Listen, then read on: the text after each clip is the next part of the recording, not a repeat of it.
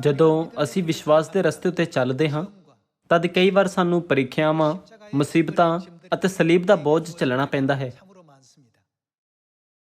ਕੁਝ ਲੋਕ ਇਹਨਾਂ ਸਾਰੀਆਂ ਕਠਿਨਾਈਆਂ ਨੂੰ ਮੁਸ਼ਕਲਾਂ ਅਤੇ ਦੁੱਖਾਂ ਦੇ ਰੂਪ ਵਿੱਚ ਸਮਝਦੇ ਹਨ,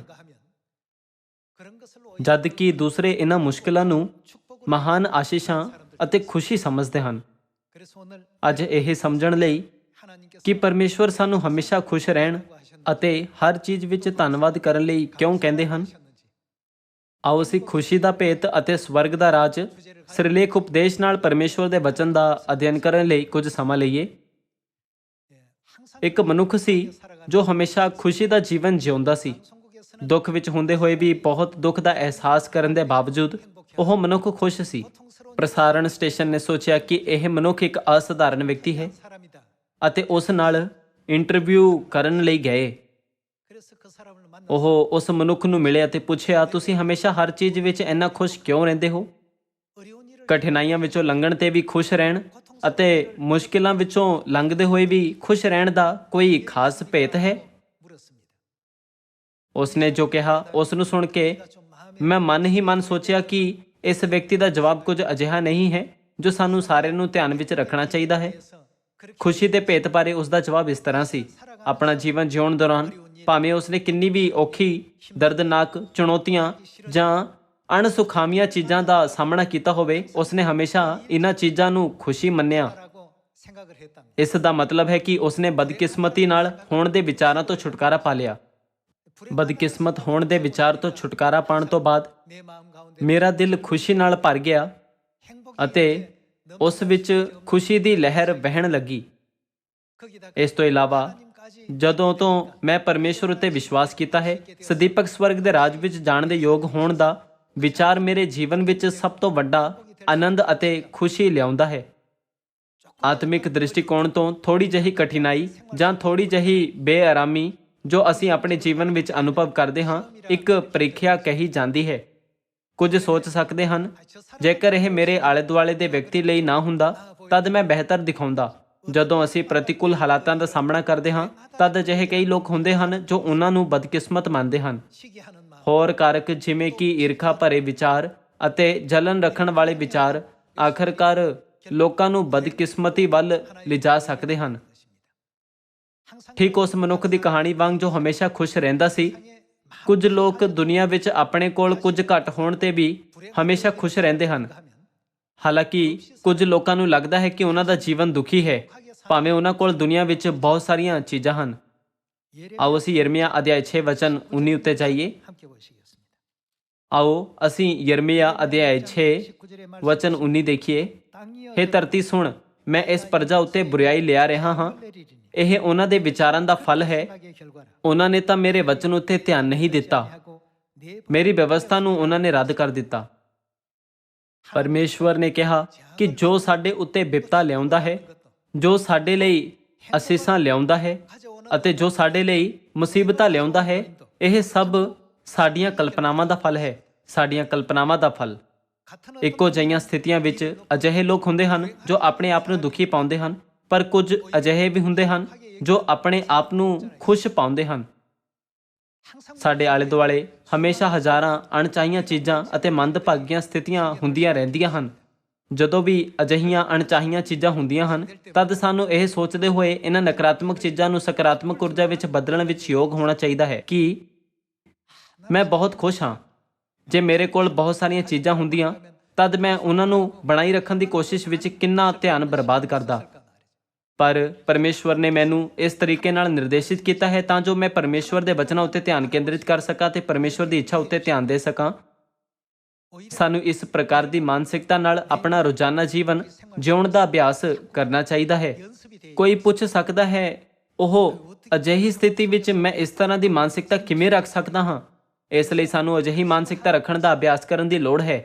ਜੇਕਰ ਅਸੀਂ ਇੱਕ ਵਾਰ ਅਭਿਆਸ ਕਰੀਏ, 2 ਵਾਰ ਅਭਿਆਸ ਕਰੀਏ, 10 ਵਾਰ ਅਭਿਆਸ ਕਰੀਏ ਅਤੇ 100 ਵਾਰ ਅਭਿਆਸ ਕਰੀਏ, ਤਦ ਉਸ ਸਮੇਂ ਤੋਂ ਸਭ ਕੁਝ ਸੁਹਾਵਣਾ ਅਤੇ ਅਨੁਕੂਲ ਲੱਗੇਗਾ।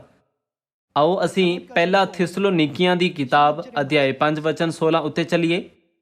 ਅਧਿਆਇ 5 ਵਚਨ 16 ਵਿੱਚ ਲਿਖਿਆ ਹੈ, ਸਦਾ ਆਨੰਦ ਰਹੋ, ਨਿਤ ਪ੍ਰਾਰਥਨਾ ਕਰੋ, ਹਰ ਹਾਲ ਵਿੱਚ ਧੰਨਵਾਦ ਕਰੋ, ਕਿਉਂ ਜੋ ਤੁਹਾਡੇ ਲਈ ਮਸੀਹ ਯੀਸ਼ੂ ਵਿੱਚ ਪਰਮੇਸ਼ਵਰ ਦੀ ਇਹੋ ਇੱਛਾ ਹੈ।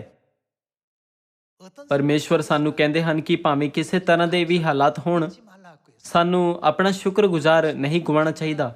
ਭਾਵੇਂ ਕੋਈ ਅਜਿਹੀ ਪ੍ਰੀਖਿਆ ਹੋਵੇ ਜਿਹੜੀ ਬਹੁਤ ਮੁਸ਼ਕਿਲ ਹੋਵੇ ਕਿ ਤੁਸੀਂ ਧਰਤੀ ਉੱਤੇ ਡਿੱਗਣਾ ਅਤੇ ਰੋਣਾ ਚਾਹੋ, ਜਾਂ ਕੋਈ ਅਜਿਹੀ ਘਟਨਾ ਹੋਵੇ ਜਿਸ ਨਾਲ ਤੁਹਾਡੇ ਦਿਲ ਵਿੱਚ ਦਰਦ ਹੋਵੇ, ਫਿਰ ਵੀ ਜੇਕਰ ਤੁਸੀਂ ਦੁੱਖ ਦੀਆਂ ਅੱਖਾਂ ਨਾਲ ਦੇਖਣ ਦੀ ਬਜਾਏ ਖੁਸ਼ੀ ਦੀਆਂ ਅੱਖਾਂ ਨਾਲ ਦੇਖਦੇ ਹੋ, ਤਦ ਸਭ ਕੁਝ ਬਦਲ ਜਾਏਗਾ।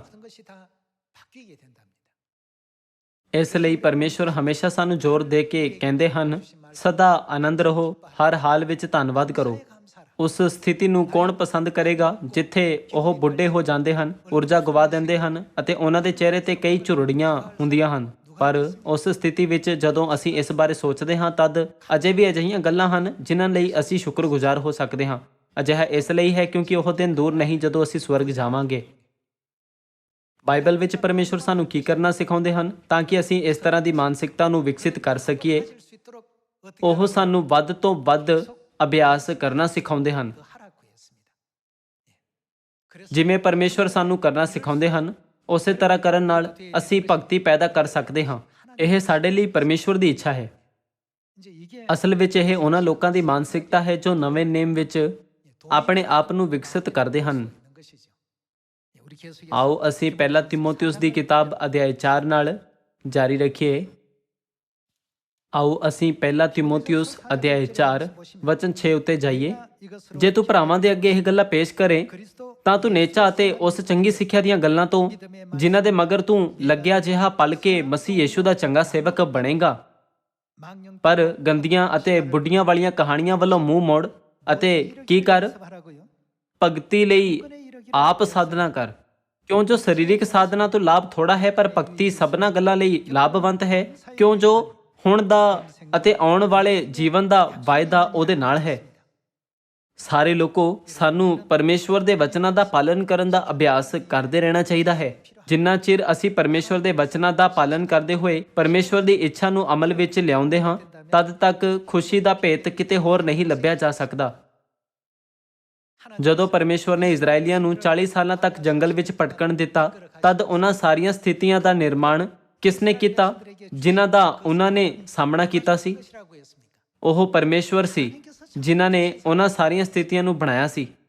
ਕਈ ਵਾਰ ਪਰਮੇਸ਼ਵਰ ਨੇ ਉਹਨਾਂ ਨੂੰ ਭੁੱਖ ਦੀ ਸਥਿਤੀ ਵਿੱਚ, ਕਦੇ ਨਮਰ ਹੋਣ ਦੀ ਸਥਿਤੀ ਵਿੱਚ ਅਤੇ ਕਦੇ ਪਿਆਸੇ ਹੋਣ ਦੇ ਹਾਲਤ ਵਿੱਚ ਰੱਖਿਆ। ਪਰਮੇਸ਼ਵਰ ਉਹਨਾਂ ਨੂੰ ਇੱਕੋ ਵਾਰ ਸਭ ਕੁਝ ਦੇ ਸਕਦੇ ਸੀ, ਪਰ ਉਹਨਾਂ ਨੂੰ ਅਜਿਹੀ ਸਥਿਤੀ ਵਿੱਚ ਰੱਖਿਆ ਗਿਆ ਜਿੱਥੇ ਉਹ ਲੋੜਵੰਦ ਸੀ ਜਾਂ ਇੱਕ ਨੀਵੀਂ ਸਥਿਤੀ ਵਿੱਚ ਸੀ। ਵਿਵਸਥਾ ਸਾਰ ਅਧਿਆਇ 8 ਅਨੁਸਾਰ ਇਸ ਨੂੰ ਪ੍ਰੀਖਿਆ ਕਿਹਾ ਗਿਆ ਹੈ। ਇਹ ਲਿਖਿਆ ਹੈ, ਪਰਮੇਸ਼ਵਰ ਨੇ ਤੁਹਾਡੇ ਮਨ ਦੀ ਪ੍ਰੀਖਿਆ ਲਈ। ਹੁਣ ਅਸੀਂ ਜਿਸ ਵਿਸ਼ਵਾਸ ਦੇ ਰਸਤੇ ਉੱਤੇ ਚੱਲ ਰਹੇ ਹਾਂ, ਉਹ ਪਰਤਾਵੇ ਦਾ ਰਸਤਾ ਹੈ। ਪਰਮੇਸ਼ਵਰ ਦੇਖਦੇ ਹਨ ਕਿ ਅਸੀਂ ਹਮੇਸ਼ਾ ਖੁਸ਼ ਰਹਿੰਦੇ ਹਾਂ।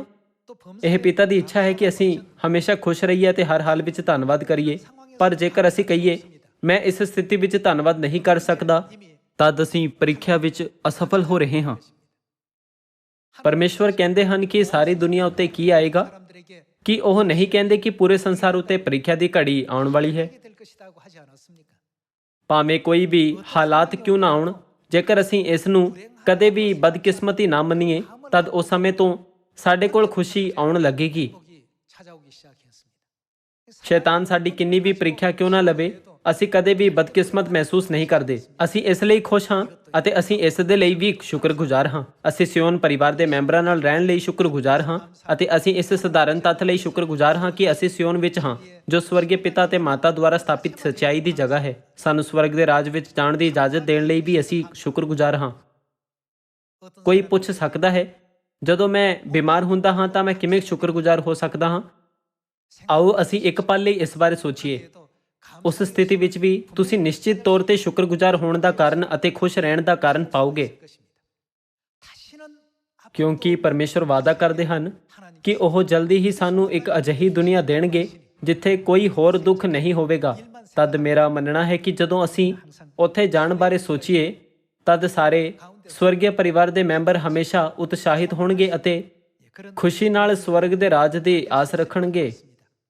ਇਸ ਲਈ ਪਹਿਲਾ ਤਿਮੋਥਿਉਸ ਅਧਿਆਇ 4 ਵਚਨ 6 ਵਿੱਚ ਲਿਖਿਆ ਹੈ, ਭਗਤੀ ਲਈ ਆਪ ਸਾਧਨਾ ਕਰ। ਪਰਮੇਸ਼ਵਰ ਸਾਨੂੰ ਕਹਿੰਦੇ ਹਨ ਕਿ ਸਾਨੂੰ ਆਪਣਾ ਸਮਾਂ ਬੇਮਤਲਬ ਚੀਜ਼ਾਂ ਉੱਤੇ ਬਰਬਾਦ ਨਹੀਂ ਕਰਨਾ ਚਾਹੀਦਾ। ਇਸ ਦੇ ਬਜਾਏ ਉਹ ਸਾਨੂੰ ਭਗਤੀ ਦੀ ਸਾਧਨਾ ਕਰਨ ਉੱਤੇ ਧਿਆਨ ਕੇਂਦਰਿਤ ਕਰਨ ਲਈ ਕਹਿੰਦੇ ਹਨ। ਖੁਸ਼ ਰਹਿਣ ਦਾ ਭੇਤ ਆਨੰਦ ਅਤੇ ਧੰਨਵਾਦ ਦੇਣਾ ਹੈ। ਪਰਮੇਸ਼ਵਰ ਕਹਿੰਦੇ ਹਨ, ਹਰ ਹਾਲ ਵਿੱਚ ਧੰਨਵਾਦ ਕਰੋ। ਇਹ ਇੱਕ ਨਿਯਮ ਹੈ ਜਿਸ ਦਾ ਹੁਕਮ ਪਰਮੇਸ਼ਵਰ ਨੇ ਦਿੱਤਾ ਹੈ। ਪਰਮੇਸ਼ਵਰ ਦੀ ਸਾਰੀ ਇੱਛਾ ਉਸ ਨਿਯਮ ਵਿੱਚ ਸ਼ਾਮਿਲ ਹੈ। ਕਿ ਬਾਈਬਲ ਇਹ ਨਹੀਂ ਕਹਿੰਦੀ ਜਿਹੜਾ ਪਿਤਾ ਦੀ ਮਰਜ਼ੀ ਉੱਤੇ ਚੱਲਦਾ ਹੈ ਉਹ ਸਵਰਗ ਦੇ ਰਾਜ ਵਿੱਚ ਪ੍ਰਵੇਸ਼ ਕਰੇਗਾ। ਇਹ ਪਿਤਾ ਦੀ ਮਰਜ਼ੀ ਹੈ। ਪਰ ਜੇ ਤੁਸੀਂ ਕਹੋ ਮੈਂ ਸਬਤ ਦਾ ਦਿਨ ਅਤੇ ਪਸਾਹ ਮਨਾ ਸਕਦਾ ਹਾਂ ਪਰ ਮੈਂ ਹਰ ਹਾਲ ਵਿੱਚ ਧੰਨਵਾਦ ਦੇਣ ਦੇ ਹੁਕਮ ਦੀ ਪਾਲਣਾ ਨਹੀਂ ਕਰ ਸਕਦਾ, ਤਦ ਤੁਹਾਨੂੰ ਜਾਗਰੂਕ ਹੋਣਾ ਚਾਹੀਦਾ ਹੈ। ਸਾਨੂੰ ਪਿਤਾ ਦੀਆਂ ਸਾਰੀਆਂ ਇੱਛਾਵਾਂ ਦਾ ਪਾਲਣ ਕਰਨਾ ਚਾਹੀਦਾ ਹੈ। ਵਿਸ਼ਵਾਸ ਦੇ ਉਸ ਪੱਧਰ ਤੱਕ ਪਹੁੰਚਣ ਲਈ ਸਾਨੂੰ ਵਾਰ-ਵਾਰ ਅਭਿਆਸ ਕਰਨਾ ਚਾਹੀਦਾ ਹੈ। ਜੇਕਰ ਇੱਕ ਵਾਰ ਅਭਿਆਸ ਕਰਨ ਤੋਂ ਬਾਅਦ ਵੀ ਤੁਹਾਡੇ ਵਿੱਚ ਅਜਿਹੀ ਮਾਨਸਿਕਤਾ ਨਹੀਂ ਬਣਦੀ ਤਦ 10 ਵਾਰ ਕੋਸ਼ਿਸ਼ ਕਰੋ। ਜੇਕਰ ਤੁਸੀਂ 10 ਵਾਰ ਅਭਿਆਸ ਕਰਨ ਤੋਂ ਬਾਅਦ ਵੀ ਉਸ ਤਰ੍ਹਾਂ ਦੀ ਮਾਨਸਿਕਤਾ ਨਹੀਂ ਪਾਉਂਦੇ ਤਦ 100 ਵਾਰ ਕੋਸ਼ਿਸ਼ ਕਰੋ। ਜੇਕਰ 100 ਵਾਰ ਕਾਫੀ ਨਹੀਂ ਹੈ ਤਦ 200 ਜਾਂ 300 ਵਾਰ ਕੋਸ਼ਿਸ਼ ਕਰੋ। ਇਸ ਲਈ ਭਾਵੇਂ ਸਾਡੇ ਨਾਲ ਕਿਸੇ ਵੀ ਤਰ੍ਹਾਂ ਦੇ ਹਾਲਾਤ ਕਿਉਂ ਨਾ ਹੋਣ, ਆਓ ਅਸੀਂ ਇਸ ਨੂੰ ਦੁਖੀ ਹੋਣ ਦਾ ਕਾਰਨ ਨਾ ਮੰਨੀਏ। ਆਓ ਅਸੀਂ ਸੋਚੀਏ, ਮੈਨੂੰ ਸਦੀਪਕ ਸਵਰਗ ਦੇ ਰਾਜ ਵਿੱਚ ਲਿਜਾਣ ਲਈ ਪਰਮੇਸ਼ਵਰ ਨੇ ਮੈਨੂੰ ਕਦੇ-ਕਦੇ ਨਿਮਰ ਕੀਤਾ, ਕਦੇ-ਕਦੇ ਮੈਨੂੰ ਭੁੱਖਾ ਹੋਣ ਦਿੱਤਾ ਅਤੇ ਕਦੇ-ਕਦੇ ਮੈਨੂੰ ਠੰਡਾ ਅਤੇ ਨੰਗਾ ਹੋਣ ਦਿੱਤਾ। ਕਈ ਵਾਰ ਪਰਮੇਸ਼ਵਰ ਨੇ ਮੈਨੂੰ ਇਹ ਜਾਣਨ ਲਈ ਮੁਸ਼ਕਿਲ ਸਥਿਤੀਆਂ ਵਿੱਚ ਪਾ ਦਿੱਤਾ ਕਿ ਮੇਰੇ ਮਨ ਵਿੱਚ ਕੀ ਹੈ ਅਤੇ ਮੈਂ ਉਹਨਾਂ ਦੇ ਹੁਕਮਾਂ ਦੀ ਪਾਲਣਾ ਕਰਾਂਗਾ ਜਾਂ ਨਹੀਂ। ਪਰਮੇਸ਼ਵਰ, ਮੈਂ ਬਹੁਤ ਖੁਸ਼ ਹਾਂ ਕਿਉਂਕਿ ਮੈਂ ਅੱਜ ਸਾਰੀਆਂ ਮੁਸ਼ਕਿਲਾਂ ਉੱਤੇ ਜਿੱਤ ਪ੍ਰਾਪਤ ਕੀਤੀ ਜਿਨ੍ਹਾਂ ਦਾ ਅੱਜ ਮੈਂ ਸਾਹਮਣਾ ਕੀਤਾ। ਥੋੜੀ ਦੇਰ ਵਿੱਚ ਕੀ ਤੁਸੀਂ ਮੈਨੂੰ ਉਸ ਸਦੀਪਕ ਸਵਰਗ ਦੇ ਰਾਜ ਵਿੱਚ ਨਹੀਂ ਲੈ ਜਾਓਗੇ ਜਿਹੜਾ ਤੁਸੀਂ ਮੇਰੇ ਲਈ ਤਿਆਰ ਕੀਤਾ ਹੈ? ਜਦੋਂ ਅਸੀਂ ਇਸ ਬਾਰੇ ਸੋਚਦੇ ਹਾਂ ਤਾਂ ਅਸੀਂ ਚਾਹੇ ਕਿੰਨੀ ਵੀ ਵੱਡੀ ਉਮਰ ਦੇ ਹੋ ਗਏ ਹਾਂ ਅਤੇ ਸਾਡੇ ਸਰੀਰ ਵਿੱਚ ਕਿਸੇ ਵੀ ਤਰ੍ਹਾਂ ਦੀ ਬਿਮਾਰੀ ਕਿਉਂ ਨਾ ਹੋਵੇ, ਅਸੀਂ ਖੁਸ਼ ਹੋ ਸਕਦੇ ਹਾਂ। ਸਾਡਾ ਭੌਤਿਕ ਸਰੀਰ ਸਾਡੀਆਂ ਆਤਮਾਵਾਂ ਦੇ ਕੱਪੜਿਆਂ ਵਾਂਗ ਹੈ। ਜੇਕਰ ਉਹਨਾਂ ਦੀ ਬਹੁਤ ਜ਼ਿਆਦਾ ਵਰਤੋਂ ਕੀਤੀ ਜਾਂਦੀ ਹੈ ਤਦ ਉਹ ਖਰਾਬ ਹੋ ਜਾਣਗੇ ਅਤੇ ਜੇਕਰ ਉਹ ਖਰਾਬ ਹੋ ਜਾਂਦੇ ਹਨ ਤਦ ਉਹਨਾਂ ਨੂੰ ਠੀਕ ਕਰਨ ਦੀ ਜ਼ਰੂਰਤ ਹੋਏਗੀ। ਅਸੀਂ ਕਦੇ ਵੀ ਦਰਦ ਵਿੱਚ ਹੋ ਸਕਦੇ ਹਾਂ। ਇਸ ਕਾਰਨ ਕੀ ਪਰਮੇਸ਼ਵਰ ਸਾਡੇ ਨਾਲ ਇਹ ਵਾਅਦਾ ਨਹੀਂ ਕਰਦੇ, ਮੈਂ ਤੁਹਾਨੂੰ ਉਹ ਦੁਨੀਆ ਦਿਆਂਗਾ ਜਿੱਥੇ ਕੋਈ ਦੁੱਖ ਨਹੀਂ ਹੋਵੇਗਾ? ਇਹ ਸਭ ਤੋਂ ਵਧੀਆ ਖਬਰ ਹੈ। ਉੱਥੇ ਕੋਈ ਮੌਤ ਨਹੀਂ ਹੋਵੇਗੀ। ਕੀ ਇਹ ਖਬਰ ਬੇਮਿਸਾਲ ਨਹੀਂ ਹੈ? ਇਹ ਮੰਨਦੇ ਹੋਏ ਕਿ ਪਰਮੇਸ਼ਵਰ ਸਾਨੂੰ ਇੱਕ ਕਿਰਪਾਪੂਰਨ ਦੁਨੀਆ ਦੇਣਗੇ ਜਿੱਥੇ ਕੋਈ ਦੁੱਖ, ਦਰਦ ਜਾਂ ਸੋਗ ਨਹੀਂ ਹੈ, ਸਾਨੂੰ ਸਿਓਨ ਦੀ ਸੰਤਾਨ ਬਣਨਾ ਚਾਹੀਦਾ ਹੈ ਜੋ ਸੱਚਾਈ ਵਿੱਚ ਖੁਸ਼ ਹੋਣ ਦੇ ਕਾਰਨ ਲੱਭ ਸਕਦੀ ਹੈ। ਜਿਵੇਂ ਕਿ ਪਹਿਲਾ ਤਿਮੋਥਿਉਸ ਅਧਿਆਇ 4 ਵਚਨ 6 ਵਿੱਚ ਲਿਖਿਆ ਹੈ, ਸਾਨੂੰ ਇਸ ਦਾ ਅਭਿਆਸ ਕਰਕੇ ਆਪਣੀ ਨਾਖੁਸ਼ੀ ਨੂੰ ਸਕਾਰਾਤਮਕ ਵਿਚਾਰਾਂ ਵਿੱਚ ਬਦਲਣ ਦੀ ਸ਼ਕਤੀ ਦਾ ਨਿਰਮਾਣ ਕਰਨਾ ਚਾਹੀਦਾ ਹੈ। ਇਸ ਤਰ੍ਹਾਂ ਅਸੀਂ ਭਗਤੀ ਦੀ ਸਾਧਨਾ ਕਰ ਸਕਦੇ ਹਾਂ। ਆਓ ਅਸੀਂ ਪਹਿਲਾ ਤਿਮੋਥਿਉਸ ਦੇ ਅਧਿਆਇ 6 ਵੱਲ ਜਾਈਏ। ਅਸੀਂ ਰਸੂਲ ਪੌਲਸ ਦੇ ਵਿਸ਼ਵਾਸ ਤੋਂ ਕਈ ਸਬਕ ਸਿੱਖ ਸਕਦੇ ਹਾਂ ਜੋ ਵਿਸ਼ਵਾਸ ਦੇ ਪੂਰਵਜਾਂ ਵਿੱਚੋਂ ਇੱਕ ਹੈ। ਅਧਿਆਇ 6 ਵਚਨ 7 ਵਿੱਚ ਲਿਖਿਆ ਹੈ, ਕਿਉਂ ਜੋ ਅਸਾਂ ਜਗਤ ਵਿੱਚ ਨਾਲ ਕੁਝ ਨਹੀਂ ਲਿਆਂਦਾ ਅਤੇ ਨਾ ਅਸੀਂ ਉਸ ਵਿੱਚੋਂ ਕੁਝ ਲੈ ਜਾ ਸਕਦੇ ਹਾਂ। ਪਰ ਜਦੋਂ ਸਾਨੂੰ ਕੀ ਮਿਲਿਆ? ਭੋਜਨ ਬਸਤਰ ਮਿਲਿਆ ਹੋਇਆ ਹੈ ਤਾਂ ਸਾਡੇ ਲਈ ਇਹੋ ਬਥੇਰਾ ਹੈ। ਰਸੂਲ ਪੌਲਸ ਕਿੰਨਾ ਖੁਸ਼ ਮਿਜ਼ਾਜ ਵਿਅਕਤੀ ਸੀ। ਦੂਸਰਿਆਂ ਤੋਂ ਜ਼ਿਆਦਾ ਪ੍ਰਾਪਤ ਕਰਨ ਦੀ ਇੱਛਾ ਜਾਂ ਦੂਸਰਿਆਂ ਦੇ ਮੁਕਾਬਲੇ ਜ਼ਿਆਦਾ ਐਸ਼ੋ ਆਰਾਮ ਦੀ ਇੱਛਾ ਰੱਖਣ ਦੀ ਬਜਾਏ ਉਸਨੇ ਕਿਹਾ, ਜਦੋਂ ਅਸੀਂ ਇਸ ਧਰਤੀ ਉੱਤੇ ਆਏ ਤਦ ਅਸੀਂ ਆਪਣੇ ਨਾਲ ਕੁਝ ਵੀ ਨਹੀਂ ਲਿਆਏ ਸੀ। ਇਸ ਲਈ ਜਦੋਂ ਅਸੀਂ ਇਸ ਧਰਤੀ ਨੂੰ ਛੱਡਦੇ ਹਾਂ ਤਦ ਅਸੀਂ ਆਪਣੇ ਨਾਲ ਕੁਝ ਵੀ ਨਹੀਂ ਲਿਜਾ ਸਕਦੇ। ਕੀ ਇਹ ਕੁਦਰਤੀ ਨਹੀਂ ਹੈ? ਆਪਣੇ ਜੀਵਨ ਵਿੱਚ ਜਦੋਂ ਤੱਕ ਉਸ ਕੋਲ ਖਾਣ ਅਤੇ ਪਹਿਨਣ ਲਈ ਸੀ ਉਦੋਂ ਤੱਕ ਉਸਨੇ ਆਪਣੇ ਆਪ ਨੂੰ ਖੁਸ਼ ਅਤੇ ਸੰਤੁਸ਼ਟ ਪਾਇਆ। ਰਸੂਲ ਪੌਲਸ ਨੂੰ 5 ਵਾਰ 39 ਕੋੜੇ ਮਾਰੇ ਗਏ। ਉਹ ਨਦੀਆਂ ਅਤੇ ਡਾਕੂਆਂ ਤੋਂ ਅਤੇ ਆਪਣੇ ਹੀ ਦੇਸ਼ ਵਾਸੀਆਂ ਤੋਂ ਖਤਰੇ ਵਿੱਚ ਸੀ।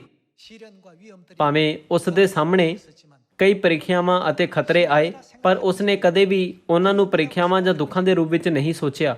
ਇਸ ਦੀ ਬਜਾਏ ਉਹ ਆਪਣੇ ਮਨ ਵਿੱਚ ਕੇਵਲ ਖੁਸ਼ੀ ਅਤੇ ਸਦੀਪਕ ਸਵਰਗ ਦੇ ਰਾਜ ਦੀ ਉਮੀਦ ਨਾਲ ਅੱਗੇ ਵਧਿਆ ਜਿਸ ਦਾ ਉਹ ਬਾਅਦ ਵਿੱਚ ਆਨੰਦ ਲੈਣ ਵਾਲਾ ਸੀ। ਇਹ ਜਿੰਨਾ ਜ਼ਿਆਦਾ ਹਨੇਰਾ ਅਤੇ ਗੂੜਾ ਹੈ ਓਨਾ ਹੀ ਰੋਸ਼ਨੀ ਨਾਲ ਚਾਨਣ ਚਮਕਾਉਂਦਾ ਹੈ ਨਾ? ਇਸ ਲਈ ਰਸੂਲ ਪੌਲਸ ਜਾਣਦਾ ਸੀ ਕਿ ਖਾਣ ਲਈ ਭੋਜਨ ਅਤੇ ਪਹਿਨਣ ਲਈ ਕੱਪੜੇ ਹੋਣ ਤੇ ਕਿਵੇਂ ਖੁਸ਼ ਰਹਿਣਾ ਹੈ। ਆਓ ਵਚਨ 9 ਨਾਲ ਜਾਰੀ ਰੱਖੀਏ। ਪਰ ਉਹ ਜਿਹੜੇ ਧਨਵਾਨ ਬਣਿਆ ਚਾਹੁੰਦੇ ਹਨ, ਸੋ ਪਰਤਾਵੇ ਅਤੇ ਫਾਹੀ ਵਿੱਚ ਅਤੇ ਬਹੁਤਿਆਂ ਵਿਸ਼ਿਆਂ ਵਿੱਚ ਪੈਂਦੇ ਹਨ, ਜੋ ਮਨੁੱਖਾਂ ਨੂੰ ਤਬਾਹੀ ਅਤੇ ਨਾਸ਼ ਦੇ ਸਮੁੰਦਰ ਵਿੱਚ ਡੋਬ ਦਿੰਦੇ ਹਨ। ਕਿਉਂ ਜੋ ਮਾਇਆ ਦਾ ਲੋਭ ਹਰ ਪ੍ਰਕਾਰ ਦੀਆਂ ਬੁਰਾਈਆਂ ਦੀ ਜੜ ਹੈ ਅਤੇ ਕਈ ਲੋਕ ਉਹਨੂੰ ਲੋਚਦਿਆਂ ਨੇਚਾ ਦੇ ਰਾਹੋਂ ਕੁੱਥ ਗਏ ਅਤੇ ਆਪਣੇ ਆਪ ਨੂੰ ਅਨੇਕ ਗਮਾਂ ਦਿਆਂ ਤੀਰਾਂ ਨਾਲ ਬਿੰਨਿਆ ਹੈ। ਪਰ ਤੂੰ ਹੈ ਪਰਮੇਸ਼ਵਰ ਦੇ ਬੰਦਿਆ, ਇਹਨਾਂ ਗੱਲਾਂ ਤੋਂ ਭੱਜ ਅਤੇ ਧਰਮ, ਭਗਤੀ, ਨੇਚਾ, ਪ੍ਰੇਮ, ਧੀਰਜ, ਨਰਮਾਈ ਦੇ ਮਗਰ ਲੱਗਾ ਰਹੇ। ਨੇਚਾ ਦੀ ਚੰਗੀ ਲੜਾਈ ਲੜ, ਸਦੀਪਕ ਜੀਵਨ ਨੂੰ ਫੜ, ਜਿਹਦੇ ਲਈ ਤੂੰ ਸੱਦਿਆ ਗਿਆ ਅਤੇ ਤੈਂ ਬਹੁਤਿਆਂ ਗਵਾਹਾਂ ਦੇ ਅੱਗੇ ਪੱਕਾ ਕਰਾਰ ਕੀਤਾ ਸੀ। ਪਰਮੇਸ਼ਵਰ ਇਸ ਵਡਿਆਈ ਭਰੇ ਪਲ ਨੂੰ ਸਿਰਫ ਰਸੂਲ ਪੌਲੁਸ ਨੂੰ, ਬਲਕਿ ਨੇੜੇ ਭਵਿੱਖ ਵਿੱਚ ਸਿਓਨ ਦੀਆਂ ਸਾਰੀਆਂ ਸੰਤਾਨਾਂ ਨੂੰ ਵੀ ਪ੍ਰਦਾਨ ਕਰਨਗੇ। ਸਾਰੇ ਲੋਕੋ, ਖੁਸ਼ੀ ਦਾ ਭੇਤ ਕਿਤੇ ਹੋਰ ਨਹੀਂ ਲੱਭਿਆ ਜਾ ਸਕਦਾ। ਸਾਨੂੰ ਇਹ ਸੋਚਣਾ ਚਾਹੀਦਾ ਹੈ ਕਿ ਅਸੀਂ ਜਿਨ੍ਹਾਂ ਦੁੱਖਾਂ ਵਿੱਚ ਲੰਘ ਰਹੇ ਹਾਂ ਉਹ ਮੰਦਭਾਗਾ ਨਹੀਂ ਹੈ, ਕਿਉਂਕਿ ਬਾਈਬਲ ਵਿੱਚ ਲਿਖਿਆ ਹੈ ਸਭ ਕੁਝ ਸਾਡੀਆਂ ਕਲਪਨਾਵਾਂ ਦਾ ਫਲ ਹੈ। ਤਾਂ ਜਦੋਂ ਸਾਡੇ ਕੋਲ ਅਜਿਹੇ ਵਿਚਾਰ ਹੁੰਦੇ ਹਨ, ਤਦ ਅਸੀਂ ਆਪਣੇ ਹਰ ਕੰਮ ਵਿੱਚ ਹਮੇਸ਼ਾ ਆਨੰਦਿਤ ਹੋਵਾਂਗੇ ਅਤੇ ਧੰਨਵਾਦ ਦੇ ਸਕਾਂਗੇ। ਇਸ ਤਰ੍ਹਾਂ ਅਸੀਂ ਪਰਮੇਸ਼ਵਰ ਦੀ ਇੱਛਾ ਦਾ ਪਾਲਨ ਕਰਨ ਵਿੱਚ ਯੋਗ ਹੋਵਾਂਗੇ। ਹੁਣ ਕੀ ਸਾਡੇ ਵਿਸ਼ਵਾਸ ਦੇ ਬਾਕੀ ਸਮੇਂ ਨੂੰ ਅਜਿਹਾ ਨਹੀਂ ਹੋਣਾ ਚਾਹੀਦਾ ਹੈ? ਜਿਹੜੇ ਲੋਕ ਆਪਣੇ ਹਾਲਾਤਾਂ ਨੂੰ ਮੰਦਭਾਗਾ ਨਹੀਂ ਸਮਝਦੇ, ਉਹ ਹਮੇਸ਼ਾ ਖੁਸ਼ ਰਹਿ ਸਕਦੇ ਹਨ ਅਤੇ ਹਰ ਹਾਲਤ ਵਿੱਚ ਧੰਨਵਾਦ ਦੇਣ ਦਾ ਵਿਸ਼ਵਾਸ ਬਣਾਈ ਰੱਖ ਸਕਦੇ ਹਨ, ਜੋ ਪਰਮੇਸ਼ਵਰ ਦੀ ਇੱਛਾ ਹੈ। ਪਰ ਕੀ ਹੋਵੇਗਾ ਜੇਕਰ ਅਸੀਂ ਇਸ ਦੇ ਉਲਟ ਕਰੀਏ? ਆਓ ਅਸੀਂ ਯਾਕੂਬ ਅਧਿਆਇ 1 ਵਚਨ 14 ਉੱਤੇ ਜਾਈਏ। ਪਰ ਹਰ ਕੋਈ ਤਦੇ ਪਰਤਾਇਆ ਜਾਂਦਾ। ਜਦੋਂ ਲੋਕ ਪਰਤਾਏ ਜਾਂਦੇ ਹਨ ਤਾਂ ਉਹ ਖੁਸ਼ ਹੋਣ ਦੀ ਬਜਾਏ ਬਦਕਿਸਮਤ ਮਹਿਸੂਸ ਕਰਦੇ ਹਨ। ਉਹਨਾਂ ਨੂੰ ਲੱਗਦਾ ਹੈ ਕਿ ਉਹ ਜਿਸ ਸਥਿਤੀ ਵਿੱਚ ਹਨ ਉਸ ਤੋਂ ਉਹ ਨਾ ਖੁਸ਼ ਹਨ। ਪਰ ਹਰ ਕੋਈ ਤਦੇ ਪਰਤਾਇਆ ਜਾਂਦਾ ਹੈ ਜਦੋਂ ਆਪਣੀ ਹੀ ਕਾਮਨਾ ਨਾਲ ਲੁਭਾਇਆ ਅਤੇ ਪੁਚਲਾਇਆ ਜਾਂਦਾ ਹੈ। ਤਦ ਕਾਮਨਾ ਜਾਂ ਗਰਭਣੀ ਹੋਈ ਤਾਂ ਪਾਪ ਨੂੰ ਜਣਦੀ ਹੈ ਅਤੇ ਪਾਪ ਜਾਂ ਪੂਰੇ ਵਿੱਤ ਨੂੰ ਪੁੱਜਦਾ ਹੈ ਤਾਂ ਮੌਤ ਨੂੰ ਜਨਮ ਦਿੰਦਾ ਹੈ। ਸਵਰਗ ਦੇ ਰਾਜ ਲਈ ਇੱਛਾ ਰੱਖਣਾ ਸਾਡੇ ਲਈ ਚੰਗਾ ਹੈ, ਪਰ ਸੰਸਾਰਿਕ ਇੱਛਾਵਾਂ ਸਾਨੂੰ ਪ੍ਰੀਖਿਆਵਾਂ ਅਤੇ ਦੁੱਖਾਂ ਵੱਲ ਲੈ ਜਾਂਦੀਆਂ ਹਨ। ਨਾਲ ਹੀ ਜੇ ਅਸੀਂ ਭਗਤੀਪੂਰਨ ਹੋਣ ਲਈ ਅਤੇ ਕਿਸੇ ਹਾਲਤ ਨੂੰ ਕਦੇ ਵੀ ਦੁਖੀ ਨਾ ਮੰਨਣ ਦੀ ਮਾਨਸਿਕਤਾ ਰੱਖਣ ਲਈ ਕੋਸ਼ਿਸ਼ ਕੀਤੀ ਹੈ, ਉਹ ਲੈ ਲਿਆ ਜਾਂਦਾ ਹੈ। ਇਸ ਲਈ ਵਚਨ 12 ਵਿੱਚ ਲਿਖਿਆ ਹੈ, ਧੰਨ ਉਹ ਮਨੁੱਖ ਜਿਹੜਾ ਪਰਤਾਵੇ ਨੂੰ ਸਹਿ ਲੈਂਦਾ ਹੈ। ਆਓ ਅਸੀਂ ਯਾਕੂਬ ਦੇ ਅਧਿਆਇ 1 ਵਚਨ 12 ਉੱਤੇ ਜਾਈਏ। ਧੰਨ ਉਹ ਮਨੁੱਖ ਜਿਹੜਾ ਪਰਤਾਵੇ ਨੂੰ ਸਹਿ ਲੈਂਦਾ ਹੈ, ਕਿਉਂ ਜਾਂ ਖਰਾ ਨਿਕਲਿਆ ਤਾਂ ਉਹਨੂੰ ਜੀਵਨ ਦਾ ਉਹ ਮੁਕਟ ਪ੍ਰਾਪਤ ਹੋਵੇਗਾ ਜਿਹਦਾ ਪ੍ਰਭੂ ਨੇ ਆਪਣਿਆਂ ਪ੍ਰੇਮੀਆਂ ਨਾਲ ਵਾਅਦਾ ਕੀਤਾ ਹੈ। ਵਚਨ 14 ਕਹਿੰਦਾ ਹੈ, ਪਰ ਹਰ ਕੋਈ ਤਦੇ ਪਰਤਾਇਆ ਜਾਂਦਾ ਹੈ ਜਦੋਂ ਆਪਣੀ ਹੀ ਕਾਮਨਾ ਨਾਲ ਲੁਭਾਇਆ ਅਤੇ ਪੁਚਲਾਇਆ ਜਾਂਦਾ ਹੈ। ਇਹ ਕੁਝ ਅਜਿਹਾ ਹੈ ਜੋ ਖੁਸ਼ੀ ਨੂੰ ਨਸ਼ਟ ਕਰ ਦਿੰਦਾ ਹੈ। ਸਾਨੂੰ ਕਿਸੇ ਵੀ ਹਾਲਤ ਵਿੱਚ ਇਹ ਕਦੇ ਨਹੀਂ ਸੋਚਣਾ ਚਾਹੀਦਾ ਕਿ ਅਸੀਂ ਦੁਖੀ ਹਾਂ। ਜੇਕਰ ਅਸੀਂ ਕਦੇ ਸੋਚੀਏ ਮੈਂ ਦੁਖੀ ਹਾਂ, ਤਦ ਅਸੀਂ ਖੁਸ਼ ਰਹਿਣ ਤੋਂ ਦੂਰ ਚਲੇ ਜਾਵਾਂਗੇ। ਫਿਰ ਅਸੀਂ ਅੰਤ ਵਿੱਚ ਇੱਕ ਅਜਿਹਾ ਜੀਵਨ ਜੀਵਾਂਗੇ ਜੋ ਖੁਸ਼ੀ ਤੋਂ ਦੂਰ ਹੈ। ਇਹ ਨਤੀਜਾ ਕਿੱਥੋਂ ਆਉਂਦਾ ਹੈ? ਇਹ ਸੰਸਾਰਿਕ ਇੱਛਾਵਾਂ ਤੋਂ ਆਉਂਦਾ ਹੈ। ਜਿਵੇਂ ਜਿਵੇਂ ਸੰਸਾਰਿਕ ਇੱਛਾਵਾਂ ਸਾਡੇ ਦਿਨਾਂ ਵਿੱਚ ਘੁਸਪੈਠ ਕਰਦੀਆਂ ਰਹਿੰਦੀਆਂ ਹਨ, ਇਸ ਲਈ ਅਸੀਂ ਅਜਿਹੇ ਕੰਮ ਕਰਨ ਦੇ ਨੇੜੇ ਆ ਜਾਂਦੇ ਹਾਂ ਜੋ ਪਰਮੇਸ਼ਵਰ ਨੂੰ ਪਸੰਦ ਨਹੀਂ ਆਉਂਦੇ। ਅਤੇ ਜਦੋਂ ਅਸੀਂ ਅਜਿਹੇ ਜੀਵਨ ਵਿੱਚ ਪ੍ਰਵੇਸ਼ ਕਰਦੇ ਹਾਂ, ਤਦ ਸਾਨੂੰ ਖੁਸ਼ੀ ਦੀ ਬਜਾਏ ਬਦਕਿਸਮਤੀ ਹਾਸਿਲ ਹੁੰਦੀ ਹੈ। ਸਾਨੂੰ ਹਮੇਸ਼ਾ ਪਰਮੇਸ਼ਵਰ ਵਿੱਚ ਬਣੇ ਰਹਿਣਾ ਚਾਹੀਦਾ ਹੈ। ਜੋ ਲੋਕ ਪਰਮੇਸ਼ਵਰ ਵਿੱਚ ਬਣੇ ਰਹਿੰਦੇ ਹਨ, ਉਹਨਾਂ ਨੂੰ ਕੋਈ ਦੁੱਖ ਨਹੀਂ ਦਿਸਦਾ, ਕਿਉਂਕਿ ਉਹਨਾਂ ਕੋਲ ਦੁੱਖ ਦੀ ਅੱਖ ਨਹੀਂ ਹੁੰਦੀ ਹੈ। ਜੰਗਲ ਵਿੱਚ 40 ਸਾਲਾਂ ਦੇ ਸਫ਼ਰ ਦੌਰਾਨ ਉਹ ਆਪਣੀ ਇੱਛਾ ਅਨੁਸਾਰ ਖਾ ਪੀ ਨਹੀਂ ਸਕਦੇ ਸੀ। ਕਈ ਵਾਰ ਉਹ ਨੰਗੇ, ਠੰਡੇ ਅਤੇ ਭੁੱਖੇ ਸੀ। ਲੱਖਾਂ ਔਖੇ ਹਾਲਾਤਾਂ ਵਿੱਚ ਵੀ ਰਸੂਲ ਪੌਲੁਸ ਅਤੇ ਪਹਿਲੇ ਚਰਚ ਦੇ ਮੈਂਬਰ ਕਦੇ ਵੀ ਪਰਮੇਸ਼ਵਰ ਤੋਂ ਦੂਰ ਨਹੀਂ ਹੋਏ। ਮਸੀਹ ਦਾ ਪਿਆਰ ਸਾਨੂੰ ਨੇੜੇ ਲਿਆਉਂਦਾ ਹੈ ਅਤੇ ਮਜਬੂਰ ਕਰਦਾ ਹੈ। ਇਸ ਤਰ੍ਹਾਂ ਉਸਨੇ ਆਪਣੀ ਮਾਨਸਿਕਤਾ ਪ੍ਰਗਟ ਕੀਤੀ। ਕੌਣ ਸਾਨੂੰ ਮਸੀਹ ਦੇ ਪਿਆਰ ਤੋਂ ਵੱਖ ਕਰ ਸਕੇਗਾ? ਸਾਰੇ ਲੋਕੋ, ਉਹ ਹਮੇਸ਼ਾ ਪਰਮੇਸ਼ਵਰ ਵਿੱਚ ਖੁਸ਼ ਸੀ। ਬਾਈਬਲ ਕਹਿੰਦੀ ਹੈ ਹਰ ਕੋਈ ਜਿਹੜਾ ਮਸੀਹ ਯੀਸ਼ੂ ਵਿੱਚ ਭਗਤੀ ਵਾਲਾ ਜੀਵਨ ਜਿਉਣਾ ਚਾਹੁੰਦਾ ਹੈ ਸਤਾਇਆ ਜਾਏਗਾ। ਇੱਥੋਂ ਤੱਕ ਕਿ ਜਦੋਂ ਉਹਨਾਂ ਨੇ ਅਤਿਆਚਾਰ ਦਾ ਸਾਹਮਣਾ ਕੀਤਾ ਤਦ ਉਹਨਾਂ ਨੇ ਇਹ ਸੋਚ ਕੇ ਇਸ ਨੂੰ ਮੰਦਭਾਗਾ ਨਹੀਂ ਸਮਝਿਆ ਕਿ ਸਾਡੇ ਪਾਪਾਂ ਨੂੰ ਮਾਫ ਕਰਨ ਲਈ ਸਾਡੇ ਮਾਰਗ ਦੀ ਤੁਲਨਾ ਵਿੱਚ ਸਾਡੇ ਕੀਤੇ ਜ਼ਿਆਦਾ ਦੁਖਦਾਈ ਰਾਸਤੇ ਉੱਤੇ ਚੱਲੇ। ਹੁਣ ਪਰਮੇਸ਼ਵਰ ਨੇ ਮੈਨੂੰ ਸਵੀਕਾਰ ਕਰ ਲਿਆ ਅਤੇ ਮੈਨੂੰ ਆਪਣੇ ਜੀਵਨ ਵਾਂਗ ਜਿਉਣ ਲਈ ਬੁਲਾਇਆ ਹੈ। ਦੁਖੀ ਮਹਿਸੂਸ ਕਰਨ ਦੀ ਬਜਾਏ ਉਹਨੇ ਇਹ ਸੋਚ ਕੇ ਖੁਸ਼ੀ ਅਤੇ ਆਨੰਦ ਮਹਿਸੂਸ ਕੀਤਾ ਕਿ ਉਹ ਮਸੀਹ ਦੇ ਦੁੱਖਾਂ ਵਿੱਚ ਭਾਗ ਲੈ ਰਹੇ ਹਨ। ਇਸ ਪਲ ਤੋਂ ਭਾਵੇਂ ਪਰਮੇਸ਼ਵਰ ਸਾਨੂੰ ਜੋ ਵੀ ਹਾਲਾਤ ਦੇਣ, ਆਓ ਅਸੀਂ ਕਿਸੇ ਵੀ ਮੰਦਭਾਗੀ ਸਥਿਤੀ ਨੂੰ ਖੁਸ਼ਹਾਲੀ ਵਿੱਚ ਬਦਲ ਦਈਏ। ਜਦੋਂ ਪਰਮੇਸ਼ਵਰ ਸਾਨੂੰ ਇਸ ਧਰਤੀ ਉੱਤੇ ਸਾਰੀ ਖੁਸ਼ਖਬਰੀ ਦੇ ਕੰਮ ਨੂੰ ਪੂਰਾ ਕਰਨ ਦੀ ਇਜਾਜ਼ਤ ਦੇਣ ਤਦ ਅਸੀਂ ਤੁਰੰਤ ਪਰਮੇਸ਼ਵਰ ਦੇ ਰਾਜ ਵਿੱਚ ਜਾਵਾਂਗੇ ਅਤੇ ਵਡਿਆਈ ਦਾ ਮੁਕਟ ਪਹਿਨਾਂਗੇ ਜਿਸ ਨੂੰ ਉਹਨਾਂ ਨੇ ਸਾਡੇ ਲਈ ਤਿਆਰ ਕੀਤਾ ਹੈ। ਅਸੀਂ ਅਣਗਿਣਤ ਸਵਰਗਦੂਤਾਂ ਦੀ ਅਗਵਾਈ ਵਿੱਚ ਸਵਰਗ ਵਿੱਚ ਸ਼ਾਹੀ ਅਹੁਦਾ ਧਾਰਕ ਜਾਜਕਾਂ ਦੇ ਫਰਜ਼ ਨੂੰ ਨਿਭਾਵਾਂਗੇ। ਅਸੀਂ ਸਦੀਪਕ ਕਾਲ ਦੀ ਦੁਨੀਆ ਵਿੱਚ ਜਿੱਥੇ ਅਸੀਂ ਸਦਾ ਬੁੱਢੇ ਨਹੀਂ ਹੋਵਾਂਗੇ, ਸਦਾ ਲਈ ਸਦੀਪਕ ਜੀਵਨ ਅਤੇ ਆਸ਼ੀਸ਼ਾਂ ਦਾ ਆਨੰਦ ਲਵਾਂਗੇ। ਕੀ ਇਹ ਸ਼ਾਨਦਾਰ ਸਮਾਂ ਸਾਨੂੰ ਨਹੀਂ ਦਿੱਤਾ ਜਾਏਗਾ? ਮੈਨੂੰ ਵਿਸ਼ਵਾਸ ਹੈ ਕਿ ਜੋ ਲੋਕ ਭਵਿੱਖ ਦੇ ਇਸ ਸ਼ਾਨਦਾਰ ਸਮੇਂ ਬਾਰੇ ਹਮੇਸ਼ਾ ਸੋਚਦੇ ਹਨ ਉਹ ਪਰਮੇਸ਼ਵਰ ਦੀ ਇੱਛਾ ਦਾ ਪਾਲਨ ਕਰਨ ਵਿੱਚ ਯੋਗ ਹੋਣਗੇ, ਜੋ ਪਹਿਲਾ ਥਿਸਲੋਨੀਕੀਆਂ 5 ਵਿੱਚ ਲਿਖਿਆ ਹੈ। ਹਮੇਸ਼ਾ ਆਨੰਦ ਕਰੋ, ਪ੍ਰਾਰਥਨਾ ਵਿੱਚ ਲੱਗੇ ਰਹੋ, ਹਰ ਹਾਲ ਵਿੱਚ ਧੰਨਵਾਦ ਕਰੋ, ਕਿਉਂ ਜੋ ਤੁਹਾਡੇ ਲਈ ਪਰਮੇਸ਼ਵਰ ਦੀ ਇਹੋ ਇੱਛਾ ਹੈ। ਖੁਸ਼ੀ ਦਾ ਭੇਤ ਕਿਸੇ ਹੋਰ ਚੀਜ਼ ਵਿੱਚ ਨਹੀਂ ਹੈ। ਆਤਮਿਕ ਦ੍ਰਿਸ਼ਟੀਕੋਣ ਤੋਂ ਜਿਸ ਪਲ ਅਸੀਂ ਸੋਚਦੇ ਹਾਂ ਜਾਂ ਕਹਿੰਦੇ ਹਾਂ ਕਿ ਸਥਿਤੀ ਮੰਦਭਾਗੀ ਜਾਂ ਪ੍ਰਤੀਕੂਲ ਹੈ, ਉਸੇ ਪਲ ਸਾਡੀ ਸਾਰੀ ਊਰਜਾ ਨਕਾਰਾਤਮਕ ਊਰਜਾ ਵਿੱਚ ਬਦਲ ਜਾਂਦੀ ਹੈ। ਪਰ ਜੇਕਰ ਤੁਹਾਨੂੰ ਲੱਗਦਾ ਹੈ ਕਿ ਸਥਿਤੀ ਖੁਸ਼ਕਿਸਮਤ ਹੈ, ਤਦ ਜਿਵੇਂ ਕਿ ਮੈਂ ਤੁਹਾਨੂੰ ਕਹਾਣੀ ਵਿੱਚ ਦੱਸਿਆ ਹੈ, ਤੁਸੀਂ ਖੁਸ਼ ਹੋਵੋਗੇ ਭਾਵੇਂ ਤੁਹਾਡੀ ਉਮਰ ਕਿੰਨੀ ਵੀ ਕਿਉਂ ਨਾ ਹੋਵੇ। ਕੁਝ ਪੁੱਛ ਸਕਦੇ ਹਨ ਕਿ ਬੁੱਢਾ ਹੋਣਾ ਦੁਖਦ ਨਹੀਂ ਹੈ। ਇਸ ਲਈ ਸਾਨੂੰ ਜਵਾਬ ਦੇਣਾ ਚਾਹੀਦਾ ਹੈ, ਮੈਂ ਕੁਝ ਸਮੇਂ ਬਾਅਦ ਪਿਤਾ ਜੀ ਨੂੰ ਮਿਲਾਂਗਾ, ਤਦ ਮੈਂ ਦੁਖੀ ਕਿਉਂ ਰਹਾ? ਮੈਂ ਖੁਸ਼ੀ ਨਾਲ ਉਸ ਸ਼ਾਨਦਾਰ ਪਲ ਦੀ ਉਡੀਕ ਕਰ ਰਿਹਾ ਹਾਂ। ਅਸੀਂ ਕਹਿ ਸਕਦੇ ਹਾਂ ਕਿ ਇਸ ਤਰ੍ਹਾਂ ਦੀ ਮਾਨਸਿਕਤਾ ਸਹੀ ਤਰ੍ਹਾਂ ਦਾ ਵਿਸ਼ਵਾਸ ਹੈ ਅਤੇ ਅਸੀਂ ਇੱਕ ਧਰਮੀ ਜੀਵਨ ਬਿਤਾਇਆ ਹੈ। ਕਈ ਵਾਰ ਪਰਮੇਸ਼ਵਰ ਸਾਨੂੰ ਨਿਮਰ ਕਰਦੇ ਹਨ, ਕਦੇ-ਕਦੇ ਭੁੱਖਾ ਰਹਿਣ ਦਿੰਦੇ ਹਨ ਅਤੇ ਕਦੇ-ਕਦੇ ਉਹ ਸਾਨੂੰ ਪਿਆਸਾ ਹੋਣ ਦਿੰਦੇ ਹਨ। ਪਰਮੇਸ਼ਵਰ ਨੇ ਇਹਨਾਂ ਸਾਰੀਆਂ ਸਥਿਤੀਆਂ ਨੂੰ ਸਾਡੇ ਲਈ ਤਿਆਰ ਕੀਤਾ ਹੈ।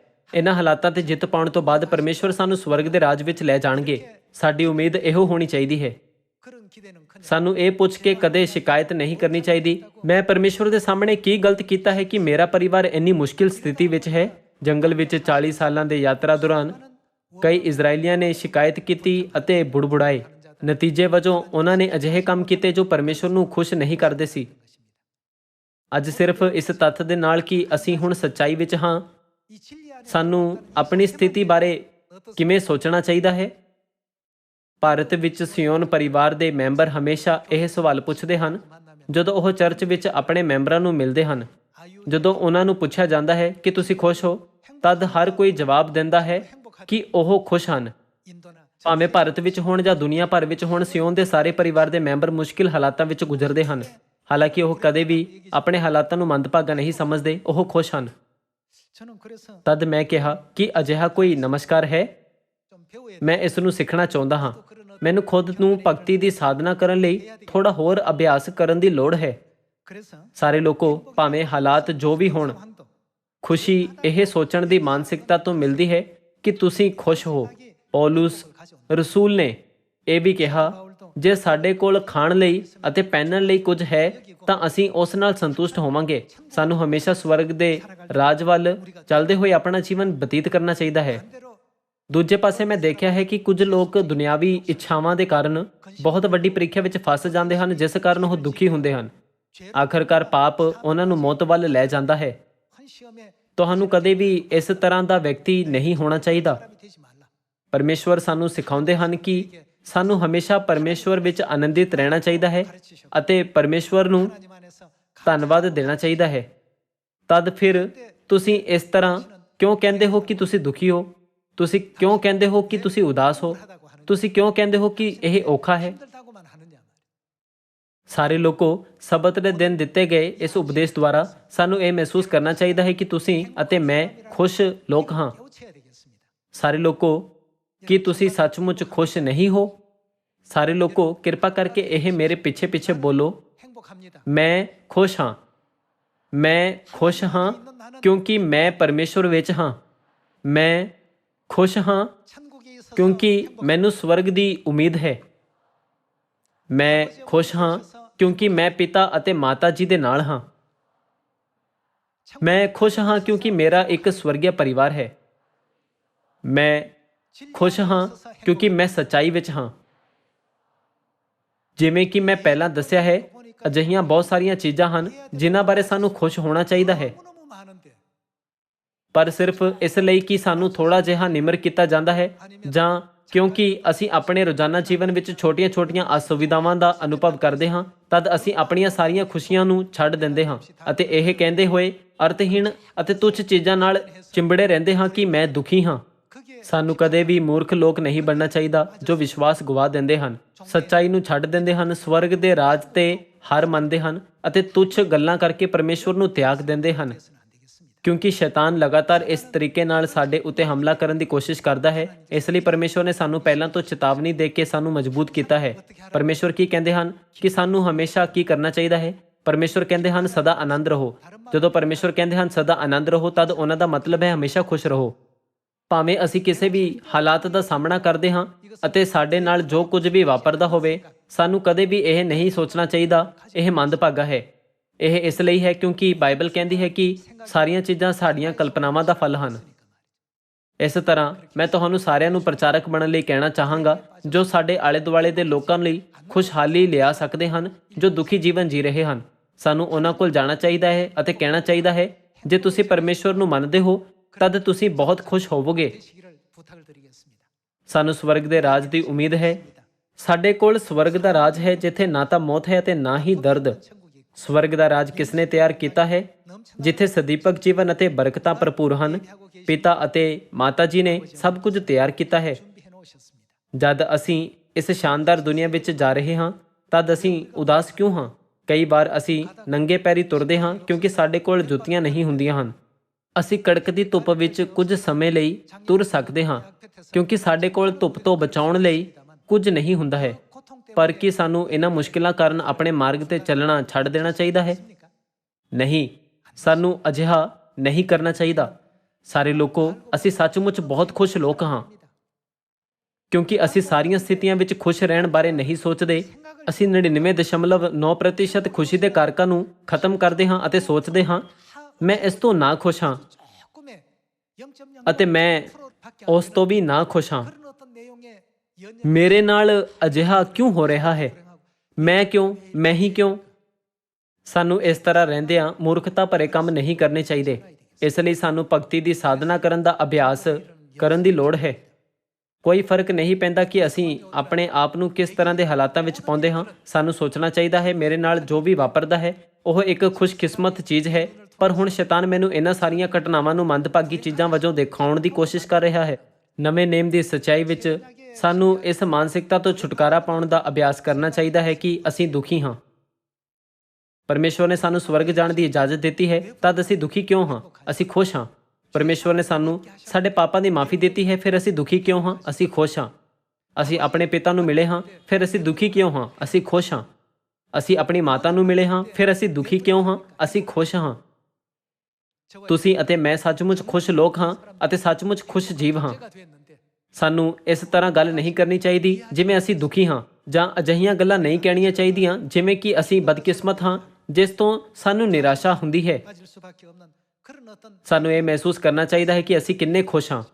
ਪਹਿਲਾ ਕੁਰਿੰਥੀਓ ਦੇ ਅਧਿਆਇ 10 ਦੇ ਅਨੁਸਾਰ ਇਹ ਉਹਨਾਂ ਲੋਕਾਂ ਬਾਰੇ ਕੀ ਕਹਿੰਦਾ ਹੈ ਜੋ ਸਵਰਗ ਦੇ ਰਾਜ ਵਿੱਚ ਨਹੀਂ ਜਾ ਸਕਦੇ? ਇਹ ਲਿਖਿਆ ਹੋਇਆ ਹੈ, ਜਿਹੜੇ ਬੁੜਬੁੜਾਉਂਦੇ ਹਨ ਉਹ ਸਵਰਗ ਦੇ ਰਾਜ ਵਿੱਚ ਨਹੀਂ ਬਣਨਗੇ। ਐਦਾਂ ਕਿਉਂ ਹੈ? ਐਦਾਂ ਇਸ ਲਈ ਹੈ ਕਿਉਂਕਿ ਉਹਨਾਂ ਲੋਕਾਂ ਨੂੰ ਨਵੇਂ ਨੇਮ ਦੀ ਸੱਚਾਈ ਦਾ ਅਹਿਸਾਸ ਨਹੀਂ ਹੈ। ਉਹ ਅਜਿਹੇ ਹਨ ਜਿਨ੍ਹਾਂ ਨੇ ਬਪਤਿਸਮਾ ਲਿਆ ਹੈ ਪਰ ਨਵੇਂ ਨੇਮ ਦੇ ਮਾਰਗ ਦੀ ਪਾਲਣਾ ਨਹੀਂ ਕੀਤੀ ਹੈ।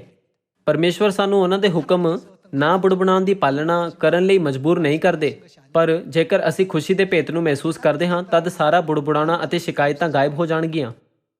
ਐਦਾਂ ਇਸ ਲਈ ਹੈ ਕਿਉਂਕਿ ਅਸੀਂ ਹਮੇਸ਼ਾ ਖੁਸ਼ ਰਹਿੰਦੇ ਹਾਂ। ਐਦਾਂ ਇਸ ਲਈ ਹੈ ਕਿਉਂਕਿ ਅਸੀਂ ਹਰ ਹਾਲਾਤਾਂ ਵਿੱਚ ਧੰਨਵਾਦ ਦੇ ਸਕਦੇ ਹਾਂ। ਹਰ ਹਾਲਤ ਵਿੱਚ ਧੰਨਵਾਦ ਕਰਨ ਵਾਲੇ ਕਦੇ ਬੁੜਬੁੜਾਉਂਦੇ ਨਹੀਂ। ਜੋ ਹਰ ਵੇਲੇ ਖੁਸ਼ ਰਹਿੰਦੇ ਹਨ ਉਹ ਸ਼ਿਕਾਇਤ ਨਹੀਂ ਕਰਦੇ। ਜਦੋਂ ਤੁਸੀਂ ਖੁਸ਼ ਹੁੰਦੇ ਹੋ ਤੁਹਾਡੇ ਆਲੇ ਦੁਆਲੇ ਦੇ ਲੋਕ ਜੋ ਮਰਜ਼ੀ ਕਰਦੇ ਹੋਣ, ਤੁਸੀਂ ਕਦੇ ਗੁੱਸੇ ਨਹੀਂ ਹੁੰਦੇ। ਐਦਾਂ ਇਸ ਲਈ ਹੈ ਕਿਉਂਕਿ ਤੁਸੀਂ ਖੁਸ਼ ਹੋ।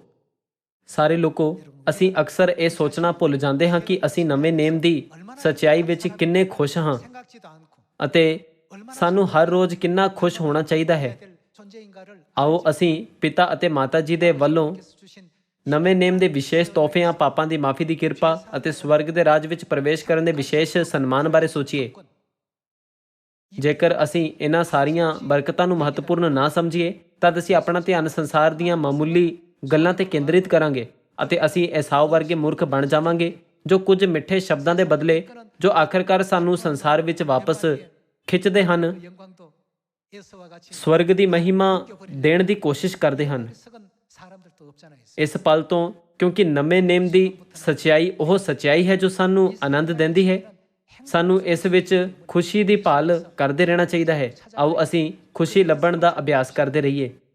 ਜਦੋਂ ਅਸੀਂ ਕਿਸੇ ਮੰਦਭਾਗੀ ਸਥਿਤੀ ਦਾ ਸਾਹਮਣਾ ਕਰਦੇ ਹਾਂ, ਤਦ ਸਾਨੂੰ ਇਹ ਨਹੀਂ ਸੋਚਣਾ ਚਾਹੀਦਾ ਕਿ ਅਸੀਂ ਉਦਾਸ ਹਾਂ, ਸਗੋਂ ਇਸ ਨੂੰ ਖੁਸ਼ੀ ਦੇ ਨਜ਼ਰੀਏ ਨਾਲ ਦੇਖਣਾ ਚਾਹੀਦਾ ਹੈ। ਫਿਰ ਪਰਮੇਸ਼ਵਰ ਸਾਨੂੰ ਕਹਿਣਗੇ, ਤੁਸੀਂ ਅਜਿਹੇ ਹਾਲਾਤ ਹੋਣ ਤੇ ਵੀ ਸ਼ਿਕਾਇਤ ਨਹੀਂ ਕਰਦੇ। ਹੁਣ ਤੁਸੀਂ ਸਵਰਗੀ ਲੋਕ ਬਣ ਗਏ ਹੋ। ਹੁਣ ਮੈਂ ਤੁਹਾਨੂੰ ਸਵਰਗ ਦੇ ਰਾਜ ਵਿੱਚ ਲੈ ਜਾਵਾਂਗਾ। ਇੱਕ ਦਿਨ ਆਵੇਗਾ ਜਦੋਂ ਪਿਤਾ ਅਤੇ ਮਾਤਾ ਜੀ ਸਾਡੇ ਨਾਲ ਇਸ ਤਰ੍ਹਾਂ ਨਿਆਂ ਕਰਨਗੇ। ਇਸ ਲਈ ਪਰਮੇਸ਼ਵਰ ਕਹਿੰਦੇ ਹਨ, ਜਿਹੜੇ ਬੁੜਬੁੜਾਉਂਦੇ ਹਨ ਉਹ ਸਵਰਗ ਦੇ ਰਾਜ ਵਿੱਚ ਨਹੀਂ ਵੜਨਗੇ।